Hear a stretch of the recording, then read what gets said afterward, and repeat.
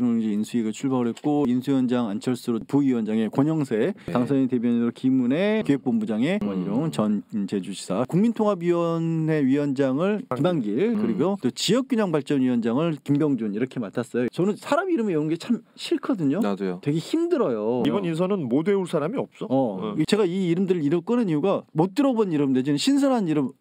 이 사람 참 이런 사람으로 어디서 발탁을 했네가 아직까지는 전혀 안 보입니다. 언제적 분들인지 왜 그런 기대하잖아요. 국민통합 얘기도 했었고 새로운 시대를 만들겠다라는 얘기도 했었고 윤석열 당선인을 지지했던 사람들 중에서는 가장 큰 이유는 사실 현 정권에 대한 어쨌든 심판적 성격이 강했지만 두 번째로는 이번 정권에서 못했던 일들을 좀 해봐라. 근데 그걸 하겠다라고 나선 먼저의 위원장들은 4년 전에 5년 전에 10년 전에 봤던 분들이 다시 나온 것뿐이에요. 나는 그 인수위 보고 이분들 다 건강은 괜찮을까라는 생각부터 들던데. 김한길 대표 같은 경우 건강이 많이 안 좋았다고 그렇죠. 회복도 했었고 신기할 정도로 다 참 건재들 하신 건가? 근데 거기서 새로운 시대의 국민통합 새로운 비전 이런 것들이 어디서 나올까? 당장 먼저 드는 생각 국민의힘에서 윤석열 당선인이 선거 기간 내내 강조했던 2030들은 왜 하나도 안 보여? 4050도 안 보이던데. 400도 안 보여. 5060도 안 보여. 6070 정도. 인선에 있어서 얘기했던 게 지역, 성별, 뭐 애써 할당제 맞추지 않겠다. 능력제, 능력 위주로 인선한다. 라는 말을 했는데 그 부분에 대해서 약간 좀 걱정이 돼요.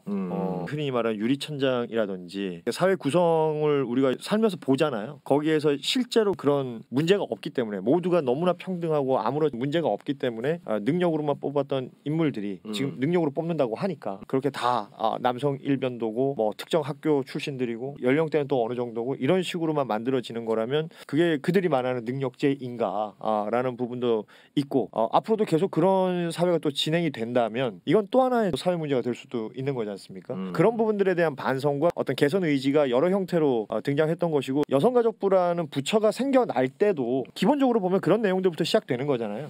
그런데 뭐 구조적인 차별은 없다라는 발언을 하면서 구조적인 성차별은 없다라는 그러면 있었죠. 개인이 피해 입은 거는 뭐 어떻게 해서든 법적으로 아니면 수사를 통해서 처리하면 된다라고 하지만 그렇게 개인들을 다 하나하나 적용시켰거나 이제 대입시켰을 때 문제가 없는 의사결정 구조인가 이런 것들 좀 생각해 볼 필요가 있을 것 같고 인수위 인선에 있어서 가장 먼저 이름이 등장한 건 장제원 비서실장이죠. 그 거기서부터 시작해가지고 말씀하셨던 안철수 뭐 권영세 쭉쭉쭉쭉 나가는데 김종인 이름만 싹 들어오면 선대위 초창기 멤버들하고 똑같습니다. 그리고 특히 인수위의 어떤 직책이라는 건 어찌 보면 약간 상징 같기도 하고 명예 같기도 하고 실제 내각이 꾸려진 다음에 또 그들이 어떻게 활용될지는 아직까지 알 수가 없는 거지만 그렇다면 만약에 진짜 이름만 이렇게 탁탁탁 주고 그들에게 어느 정도 그 위상에 맞는 무언가 만들어준 거 하는 거라면 실제 인수위는 어떠한 형태로 굴러갈 것인가 그곳에서 이제 어찌됐건 앞으로 국정을 펼칠 뭐 여러 가지 것들을 해야 되잖아요. 그런 부분들에서 특히 전문가 집단들이 어떻게 결합하는가 이런 것들 좀 볼 필요가 있는데 지금 최종학 서울대 교수 재정 관련해서 전문가다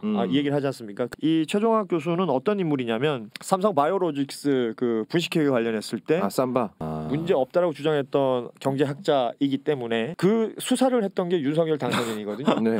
때문에 지금 조선일보의 마사지는 어떤 형태냐면 당시에 윤석열 후보의 수사 과정에서 반대했던 왜냐하면 분식회계 문제 없다라고 얘기했던 인물이니까 수사할 필요가 없는데 네, 그 사람을 반대했던 사람조차도 인수위에 이렇게 전문성을 가지고 탕평 인사를 한 것 아니냐.